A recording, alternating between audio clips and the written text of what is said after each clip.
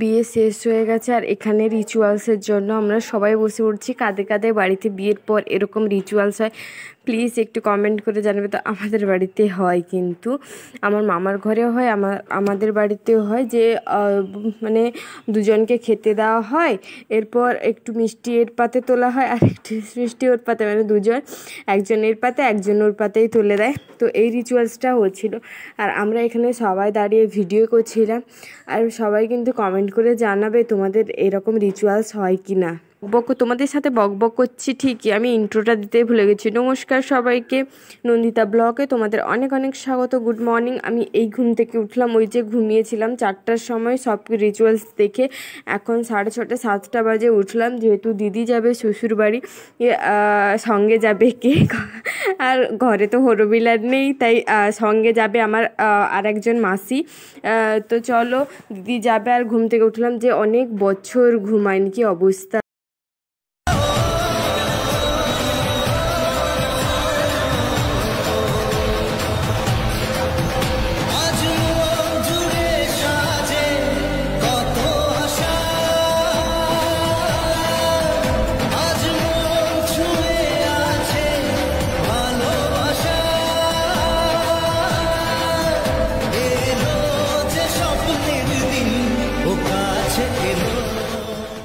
তো চলো সকালবেলা আবার একটা রিচুয়ালস নিয়ে চলে এসেছি, যেহেতু এগুলো করতে হয় মেয়েকে বিদায় দেওয়ার জন্য। আর সত্যি কথা বলতে আমি জানতাম না, আজকে দেখছি। আর এগুলো আমি জানতাম যে এই রিচুয়ালসটা হয়, যেহেতু আমাদের বাড়ি অনেকেই বিয়ে করেছে, আমি দেখেছি কাদের কাদের বাড়িতে এরকম হয়। আর আমি ঘুম চোখে কোথায় যে ক্যামেরা করছি আমি নিজেও জানি না, মানে এতটাই ঘুম। 4টার সময় ঘুমিয়ে আবার সকাল 6টায় ওঠা কিন্তু অনেকটা কষ্ট। আর এখানে আমরা সবাই দাঁড়িয়েছিলাম আর মামি দিদিকেও নিয়েছিল, যেহেতু এই মুহূর্তটা সব বাবা মায়ের কাছে অনেকটা কষ্টকর সবার কাছে।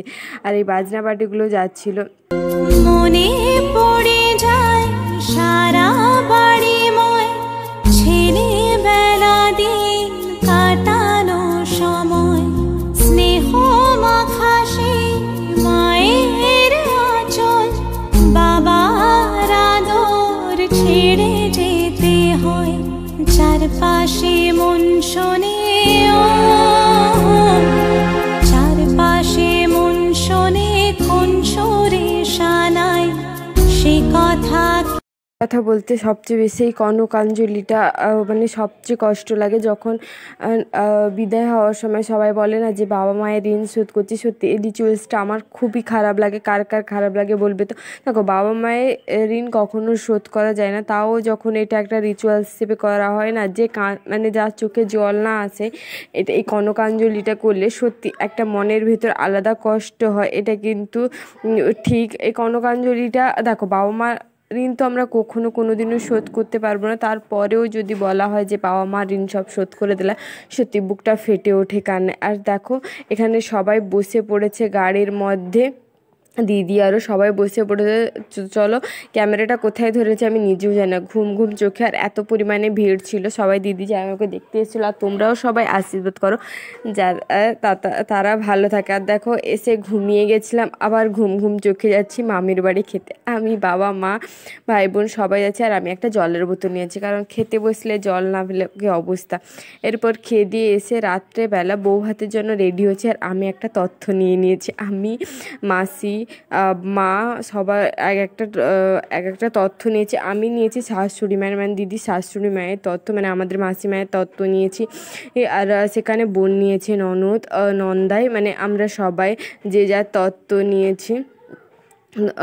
তো চলো তত্ত্ব নিয়ে এখানে পৌঁছে গেছি। আর তত্ত্বটা নিয়ে একদম বাড়ির ভেতরে যে, আর আমার এতটা পরিমাণে গরম লাগছে না আমি বলতেই পারছি না। তো চলো আগে বাড়ির ভেতরে যাই, তারপর তোমাদের সাথে আবার কথা।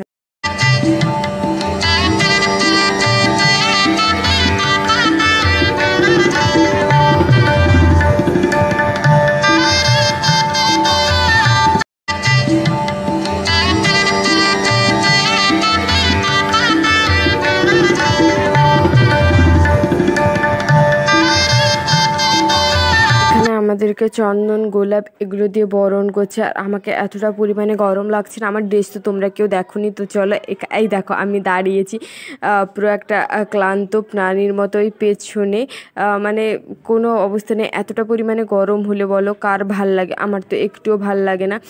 তাই আমরা দাঁড়িয়েছি এখানে, সবাই তত্ত্ব নিয়ে এসেছিলো, তাই এখানে ফুল চন্দন এগুলো সব কিছুই দিয়েছিলো, তাই একটু ভিড় ছিল। আর যেহেতু আমরা কনে যাত্রী বলে কথা, আর আমি গরমে না কিচ্ছু সাজিনি, জাস্ট একটা জামাই পরেছিলাম আর যাচ্ছি, কারণ সাজিনি। তার কারণ হচ্ছে এতটা গরম, যদি আমি মেকআপ করে যাই মেকআপের পুরো ভূত হয়ে যাবে। তাই তো ঠিকই বলেছি তো। তাই আমার একটুও ভালো লাগছিল না, যেহেতু সত্যি কথা বলতে সারাদিন না ঘুমালে কি অবস্থা হয় দেখো। এবার আমি যাচ্ছি, আমাকে কেমন লাগছে বলবে তো এই ড্রেসটা পরে। আমার তো অনেক ভালো লাগছে জামাটা। এরপর মা, আমি, মামি আরও সবাই কিন্তু পেছনে যাচ্ছে, আর আমরা এখানে বরণ করে সেখানে বসে পড়েছি। এরপর আমাদেরকে শরবত দিয়ে গেল, আমরা এগুলো এবার খাবো। আর এখানে না ফুচকা স্টল বসে, সত্যি ফুচকা দেখলে প্রাণটা একদমই জুড়িয়ে যায়। তাই এটা আগে খেয়ে নিলাম। আর বিয়েবাড়ি এসেছি, না খেলে কি হয় বলো, আগে তো পেট পুজো, তারপরে যাই হোক। তারপর আমরা এখানে চলে এসেছি ফুচকার কাছে। আর ফুচকার কাছে দেখো ছোটো বাচ্চাদের একদমই ভিড়, তাই আমি একটু ভিডিও করে নিলাম, যে চলো একটু ভিডিও করা যাক, তোমাদের সাথে শেয়ার করি, তারপরে নয় ফুচকা খাবো। এরপর চলছে। আর এখানে প্যান্ডেলটা করেছিল দেখো অসাধারণ, সত্যি অনেকটা সুন্দর প্যান্ডেল করেছিল। তো চলো আগে ফুচকাটা খেয়ে নিই, তারপর তোমাদের সাথে কথা বলছি। আর এখানে চলে এসেছি দিদির সাথে দেখা করতে, চলো দিদির সাথে একটু দেখা করে নিই।